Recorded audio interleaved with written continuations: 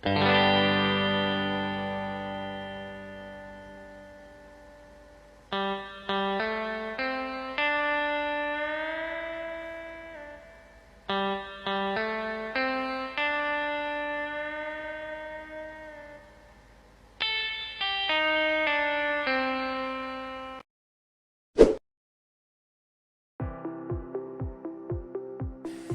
kurban berasal dari bahasa Arab, yaitu korroba, yang berarti dekat. Nah, dalam bentuk kata benda, kurban bermakna sesuatu yang dapat mendekatkan diri kepada Allah Subhanahu wa taala. Nah, sedangkan menurut syariat Islam, kurban adalah suatu bentuk ibadah yang diwujudkan dalam bentuk penyembelihan hewan tertentu pada waktu tertentu, yakni pada hari raya Idul Adha dan hari-hari tasyrik, yaitu tanggal 11, 12, dan 13 Zulhijjah. Itu sebagai perintah dari Allah Subhanahu wa taala dan sunnah dari Rasulullah, dengan tujuan utama untuk mendekatkan diri kepada Allah. Nah, kurban sendiri memiliki simbol kepatuhan dan ketundukan seorang hamba kepada perintah Tuhannya, serta bentuk keikhlasan dalam beramal. Dalam istilah ilmu fikih, hewan kurban dikenal dengan sebutan al-udhiyah, yang merupakan bentuk jamak dari kata al-adahi. Istilah udhiyah secara bahasa berasal dari kata duha, yang berarti waktu pagi atau saat matahari mulai naik.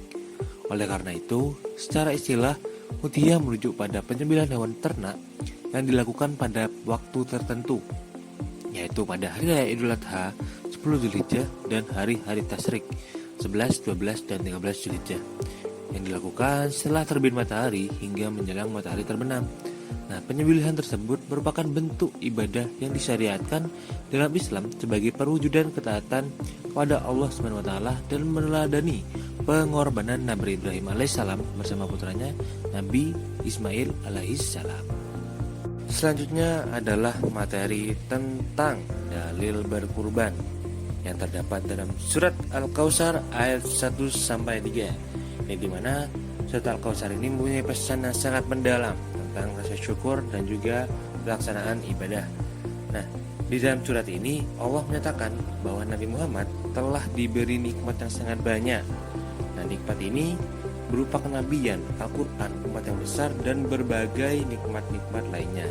Lalu Allah itu memerintahkan untuk sholat dan berkurban sebagai bentuk balasan rasa syukur atas nikmat yang diberikan tersebut.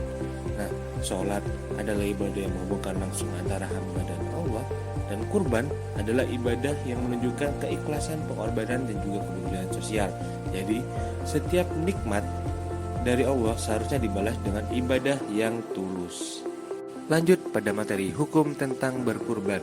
Nah, pelaksanaan ibadah kurban sendiri dalam Islam termasuk dalam kategori sunnah mu'akkad, yaitu ibadah sunnah yang sangat dianjurkan untuk dilaksanakan, terutama bagi orang-orang yang memiliki kemampuan secara finansial. Nah, sunnah mu'akkad memiliki kedudukan yang tinggi dalam hukum Islam karena meskipun tidak bersifat wajib, namun sangat ditekankan oleh syariat. Dalam konteks kurban, mayoritas ulama dari mazhab Maliki, Syafi'i, dan sebagian Hambali berpendapat bahwa hukum kurban adalah sunnah mu'akkad bagi muslim yang mukim, baligh, berakal, dan mampu secara finansial. Nah, artinya orang yang memiliki kecukupan rezeki dianjurkan untuk tidak meninggalkan ibadah ini tanpa alasan yang syar'i, karena meninggalkannya tanpa uzur dianggap sebagai perbuatan yang tidak layak bagi seorang muslim. Lanjut pada materi hukum tentang berkurban. Nah, pelaksanaan ibadah kurban sendiri dalam Islam termasuk dalam kategori sunnah mu'akkad, yaitu ibadah sunnah yang sangat dianjurkan untuk dilaksanakan, terutama bagi orang-orang yang memiliki kemampuan secara finansial. Nah, sunnah mu'akkad memiliki kedudukan yang tinggi dalam hukum Islam karena meskipun tidak bersifat wajib, namun sangat ditekankan oleh syariat. Dalam konteks kurban, mayoritas ulama dari mazhab Maliki, Syafi'i, dan sebagian Hambali berpendapat bahwa hukum kurban adalah sunnah mu'akkad bagi muslim yang mukim, baligh, berakal, dan mampu secara finansial. Nah, artinya orang yang memiliki kecukupan rezeki dianjurkan untuk tidak meninggalkan ibadah ini tanpa alasan yang syar'i, karena meninggalkannya tanpa uzur dianggap sebagai perbuatan yang tidak layak bagi seorang Muslim. Rasulullah Shallallahu Alaihi Wasallam pernah bersabda, yang dimana kata Rasulullah, ada 3 hal yang wajib bagiku dan sunnah atau tatawu bagi umatku, yaitu salat witir, berkurban, dan sholat duha. Nah, hadis ini menunjukkan bahwa Nabi Muhammad SAW secara pribadi memperlakukan ibadah kurban sebagai kewajiban atas dirinya. Namun bagi umatnya, hukum pelaksanaannya adalah tatawu atau amalan sunnah yang bernilai ibadah tinggi. Meskipun demikian, para ulama sepakat bahwa Rasulullah SAW selalu melaksanakan ibadah kurban setiap tahun selama hidupnya di Madinah sebagai bentuk kesungguhan dalam mencontohkan ibadah ini kepada umat Islam. Dengan demikian, meskipun kurban tidak sampai derajat wajib bagi umat Islam secara umum, kedudukannya yang termasuk sunnah muakkad menunjukkan tingginya nilai ibadah ini dalam Islam. Melaksanakannya adalah wujud ketaatan dan bentuk rasa syukur atas nikmat yang diberikan oleh Allah, serta memperkuat semangat pengorbanan dan kepedulian sosial terhadap sesama. Karena itu, sangat dianjurkan bagi setiap muslim yang mampu secara finansial untuk tidak meninggalkan kurban di setiap Idul Adha. Ketentuan dari kurban sendiri dapat ditinjau dari yang berkurban, hewan yang dikorbankan, jumlah kurban dan orang yang berkurban, waktu dan tempat penyembelihan kurban, dan tata cara penyembelihan kurban serta pembagian daging kurban itu sendiri. Berikut adalah penjelasan tentang ketentuan orang yang boleh melaksanakan ibadah kurban. Yang pertama adalah orang Islam. Hewan kurban hanya boleh disembelih oleh orang yang beragama Islam. Hal ini dikarenakan kurban adalah ibadah khusus yang bertujuan mendekatkan diri kepada Allah SWT sesuai dengan ajaran Islam. Dan apabila ada yang berkurban tetapi dia non-muslim, maka tetap boleh, tetapi bukan berkurban, tapi sedekah dan pelaksanaannya juga dengan tata cara Islam. Kemudian yang kedua adalah merdeka. Nah, cara kedua adalah orang yang berkurban harus dalam keadaan merdeka, bukan budak atau dalam keadaan terikat. Ini berarti orang yang berkurban memiliki kebebasan penuh atas dirinya dan juga hartanya. Kemudian adalah berakal. Orang yang berkurban harus berakal, artinya memiliki kemampuan berpikir dan memahami tindakan yang dilakukannya. Anak-anak yang belum mengerti tentang makna dan tata cara kurban tidak diwajibkan atau dianjurkan untuk berkurban. Ibadah kurban membutuhkan niat dan pemahaman, sehingga hanya orang dewasa saja yang sudah berakal sehat yang layak untuk melaksanakannya. Yang terakhir adalah mampu menyediakan hewan kurban. Syarat terakhir dan sangat penting adalah kemampuan menyediakan hewan kurban yang memenuhi syarat syariat. Seseorang harus memiliki harta yang cukup untuk membeli hewan kurban tanpa mengganggu kebutuhan pokok dirinya dan keluarganya. Jika kemampuan ini tidak ada, maka tidak diwajibkan untuk berkurban karena Islam tidak memberatkan umatnya. Selanjutnya adalah syarat hewan yang dikurbankan. Yang pertama adalah sehat atau tidak menimbulkan bahaya. Hewan yang dijadikan kurban harus dalam kondisi sehat secara fisik. Ini berarti hewan tersebut tidak sedang sakit atau mengalami gangguan yang dapat membuatnya tampak lemah atau tidak layak untuk disembelih. Hewan yang sehat akan memberikan daging yang baik dan layak dikonsumsi oleh orang yang menerima daging kurban tersebut. Yang kedua adalah tubuhnya lengkap dan juga tidak cacat. Hewan kurban harus memiliki tubuh yang lengkap dan bebas dari cacat yang jelas. Misalnya tanduknya tidak boleh patah, matanya harus jelas dan tidak buta, kaki harus sempurna dan tidak pincang, di telinga tidak cacat. Kemudian hewan tidak dalam keadaan sakit atau kurus. Hewan yang memiliki cacat-cacat tersebut dianggap kurang sempurna dan tidak sesuai dengan ketentuan kurban karena mencerminkan kualitas hewan yang kurang baik dalam ibadah kurban. Kemudian yang terakhir adalah telah cukup umur dan sesuai ketentuan yang ditetapkan. Hewan kurban harus sudah mencapai usia tertentu agar penyembelihannya sah menurut syariat. Hewan yang terlalu muda atau terlalu tua tidak memenuhi syarat. Untuk sapi atau kerbau, usia minimalnya adalah sekitar 5 tahun atau lebih. Sedangkan kambing dan domba minimal sudah berumur 2 tahun atau setidaknya sudah berganti gigi pertama kali. Untuk domba bisa 1 tahun jika sudah berganti gigi. Unta juga harus cukup umur agar bisa dijadikan hewan kurban. Nah, ketentuan usia ini penting agar hewan sudah cukup kuat dan dagingnya layak untuk dikonsumsi.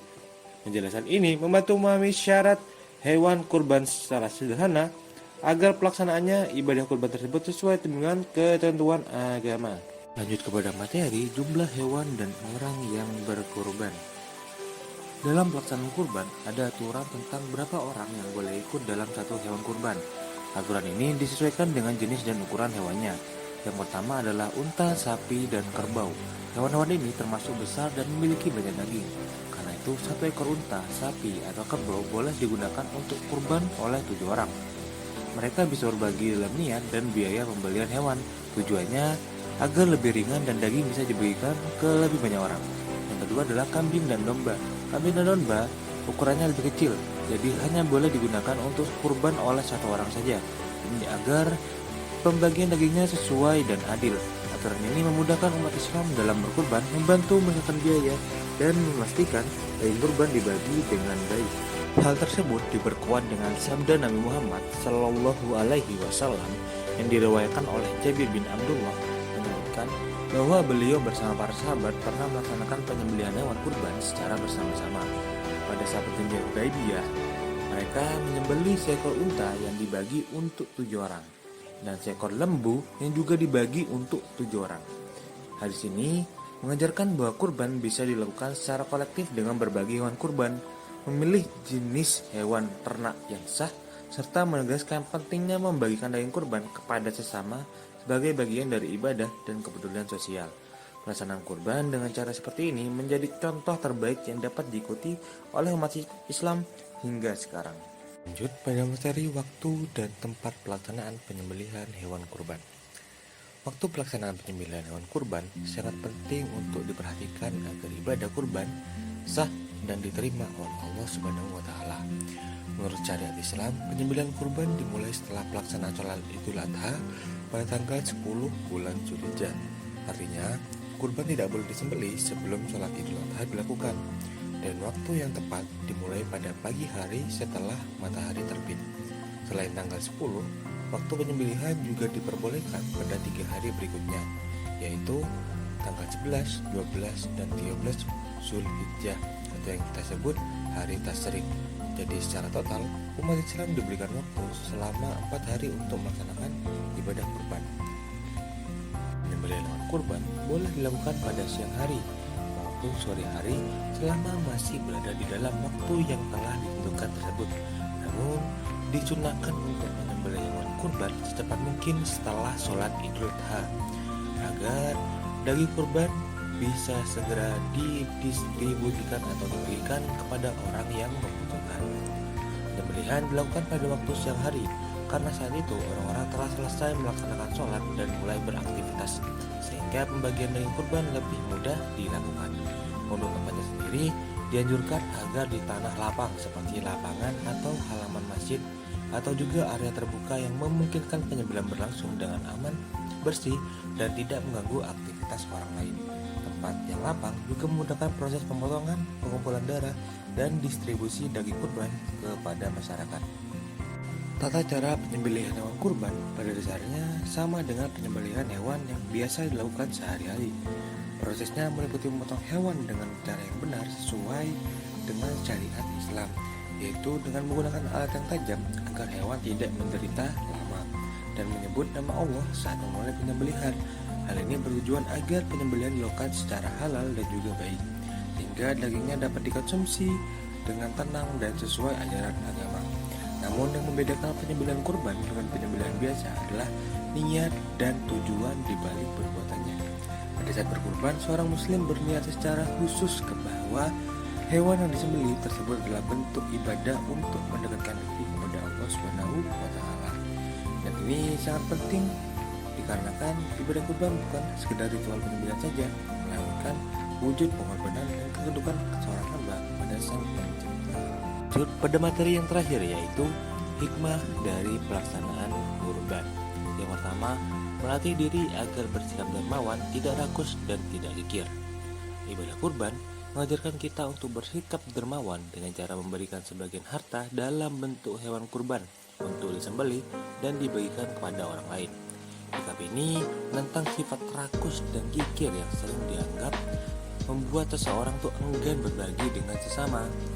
Dengan rutin berkurban, kita terbiasa melepaskan sebagian harta yang kita miliki demi kebaikan orang lain, sehingga hati menjadi lebih lapang dan penuh kasih sayang. Yang kedua adalah menjauhkan diri dari sikap ingin menang sendiri dan sewenang-wenang terhadap orang lain. Melalui ibadah kurban, kita diajarkan untuk tidak egois atau ingin selalu menang sendiri. Ibadah ini menuntut kita untuk berbagi dengan orang lain tanpa pamrih, apalagi bersikap sewenang-wenang yang merugikan orang lain. Jika berbagi daging kurban kepada fakir miskin dan orang yang membutuhkan, mengajarkan nilai keadilan dan empati, sehingga kita menjadi pribadi yang lebih adil dan bertanggung jawab di dalam kehidupan bersosial.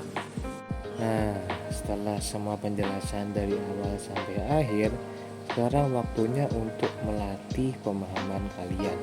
Ini di layar Bapak sudah sediakan barcode, nanti di scan dan dalam barcode itu isinya soal-soal untuk menguji pemahaman kalian terkait materi. Mohon ya dikerjakan secara mandiri dan sesuai kemampuan masing-masing. Dikumpulkan 2 jam setelah pelajaran ini. Sekian, terima kasih. Wassalamualaikum warahmatullahi wabarakatuh.